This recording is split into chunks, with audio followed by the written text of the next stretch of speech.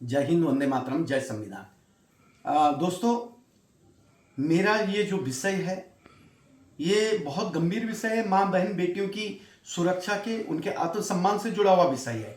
बात ऐसी है कि अभी 3 दिन पूर्व मेरे घर से कुछ कदम दूरी पे आकांक्षा नाम की एक ब्याहता बहन थी, हमारी अभागी बेटी, जिसने अपनी माँ के साथ में आत्महत्या कर ली है। मेरे घर से कुछ कदम की दूरी पे उसका ससुराल है, उस बिटिया का। ज्यादा हमने देखा नहीं, शादी में उस बिटिया को हमने देखा था।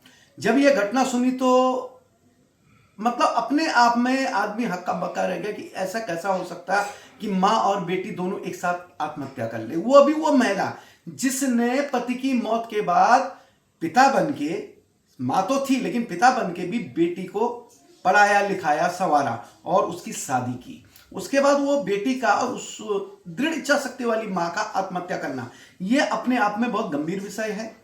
ऐसा पता चला है कि वहां पे उस बिटिया ने एक सुसाइड नोट लिखा, आत्महत्या के पूर्व एक सुसाइड नोट लिखा। उसमें यह लिखा था कि मेरे ससुराल वालों को हमारी जो ये बॉडी है, डेड बॉडी है, हमारी लाश को हाथ लगाने मत देना और उन्हें हमको जलाने मत देना। और जलाने के लिए जो हमारा पैतृक गांव है मौदा की तरफ में कहीं मादिनी मोतना, वहां ले जाना, वहां हमको हमारी चिता वहां चले, ऐसा बोला। तो मुझे एक बात समझ में नहीं आ रही कि अगर वो बेटी इतनी पीड़ित थी, उस बेटी के साथ, उस माँ के साथ में अगर इतना मानसिक शारीरिक उनके साथ में अगर ससुराल पक्ष से या फिर किसी भी पक्ष से अगर अन्याय अत्याचार हो रहा था, तो उन्होंने पुलिस के पास क्यों नहीं गए? उन्होंने किसी सामाजिक कार्यकर्ता, किसी संस्था, माननीय अदालत का दरवाजा क्यों नहीं खटखटाया? और सबसे अचंभित करने वाली बात है कि जो सुसाइड नोट में लिखा हुआ है कि भाई मत देना, हमारी लाश मेरे ससुराल को मत सौंपना और उनको हाथ लगाने मत देना। तो ये बात समझ में नहीं आ रही, ये क्यों नहीं लिखा? अगर आप ससुराल से पीड़ित हो तो आपने ये क्यों नहीं लिखा? उस बिटिया ने, पढ़ी लिखी बिटिया ने, कि हमको आत्महत्या करने के लिए प्रेरित करने वालों पे सख्त से सख्त सजा मिले, उन पे सख्त से सख्त कार्रवाई हो और उनको माफ न किया जाए, वो गुनहगार है। बेटी किसी की भी हो, बेटी हमारी अपनी होती। वो बेटी आकांक्षा, वो सिर्फ उस परिवार की बहू या उस परिवार की बेटी नहीं थी, वो हमारी बेटी, हमारी माँ है। और उसको इंसाफ दिलाने के लिए हमारी एक नैतिक जिम्मेदारी बनती है। मैं संस्थाएं चलाता हूं इसलिए नहीं, बल्कि मैं भी 2 बेटियों का पिता हूं और एक नागरिक हूं, इसलिए मेरे भी कर्तव्य बनता है कि अगर कहीं गलत हुआ तो उसकी रोकथाम करूं। अब बात यह हो रही है कि मुझे यह लग रहा है कि क्या अगर सही दिशा में जांच हो तो क्या यह आत्महत्या ही है या आत्महत्या के एंगल में यह कुछ और है? क्या यह कोई सुपारी किलिंग हो सकती है? मैं सिर्फ अपना एक अनुभव मैं साझा कर रहा हूं।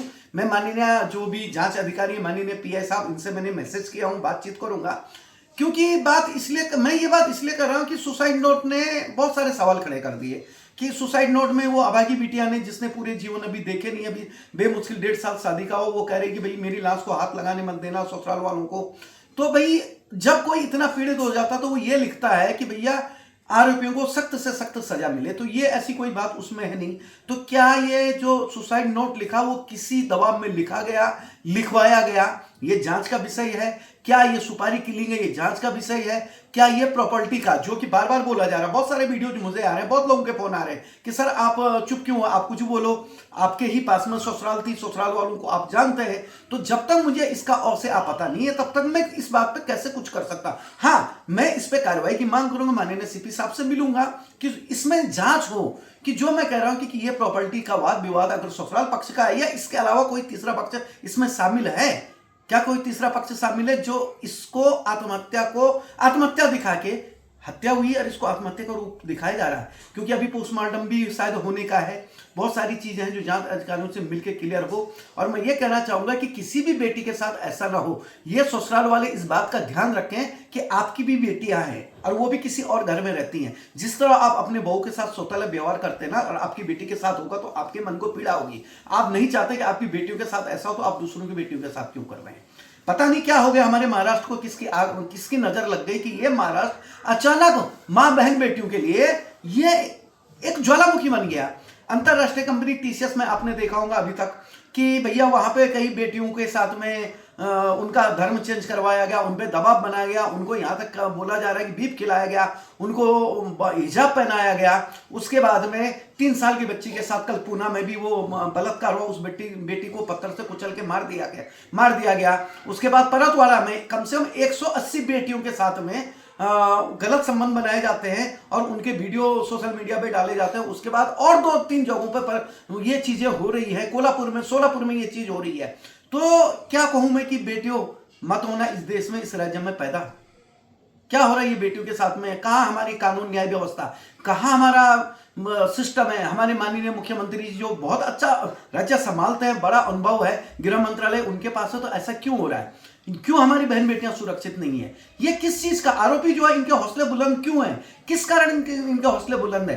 क्या आरोपियों को जमानत मिलना हमारी न्याय व्यवस्था? मैं तो न्याय व्यवस्था पे उंगली इसलिए उठाऊंगा कि न्याय व्यवस्था के अंदर में इतनी लचरता है, मतलब जो ढिलाई है उसका ही फायदा ये आरोपी लोग उठा रहे हैं। इनके हौसले बुलंद है। इन्हें पता है कि कुछ दिनों बाद हमारे क्या होता है कि वोट बैंक की राजनीतियां चलती हर जगह, जाति पाति धर्म मजहब रंग रूप प्रांत झंडावाद का ही चलता है। जिसकी वोट बैंक ज्यादा है उसके फेवर में बोला जाता है। आरोपी को भी यहाँ पे जाति देखी जाती है और जिसके साथ आरोप हुआ, जो अभागी बेटी रही है, जो मरी, उसकी भी जाति देखी जाती है। और न्याय व्यवस्था तो ऐसी है कि आरोपी छूट गया जमानत पे, फिर वो वही करता है।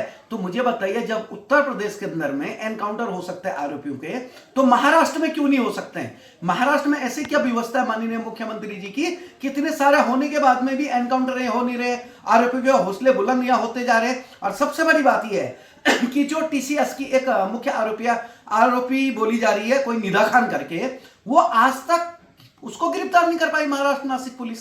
उसके बारे में कल माननीय अदालत ने, नासिक की अदालत ने, उसका जो था जमानत, अग्रिम जमानत के लिए उसने जो एप्लीकेशन दे रखी थी, वो बेल उसकी रिजेक्ट हो गई।